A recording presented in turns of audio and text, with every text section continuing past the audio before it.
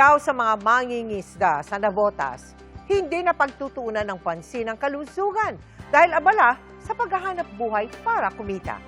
Bilang pakikiisa sa Prostate Cancer Awareness Month, libreng serbisyong medikal at iba pang regalo ang handog ng GMA Kapuso Foundation para sa mga haligi ng tahanan sa Navotas.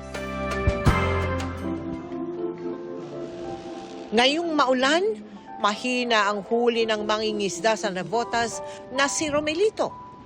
Para maitawid ang araw-araw na pangangailangan, nangangalakal siya ng basura sa ilog.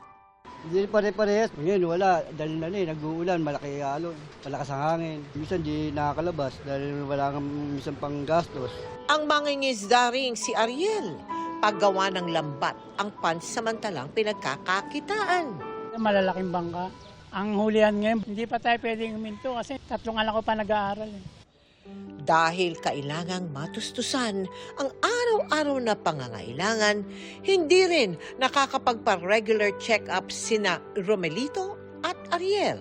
Kabilang silang dalawa sa 100 ama sa Navotas sa mga nakalibre ng prostate-specific antigen test at urinalysis bilang pakikiisa ng GMA Kapuso Foundation sa Prostate Cancer Awareness Month. Kung may prostate cancer sa pamilya, mas maganda 40 years old and above. Tapos ginagawa yan every year, taon-taon. Meron kami tinatawag na PSA velocity. Kung masyado mabilis, hindi maganda yon. So, taon-taon yan. Nagbigay rin tayo ng hygiene kits at vitamins. Pati pagkain, banig, unan at damit, maging libreng gupit. At sa mga nais makiisa sa aming mga projects, maaari po kayong magdeposito sa aming mga bank account o magpadala sa Cebuana Luwalier. Pwede rin via QR code ng GCash at Palawan Pay.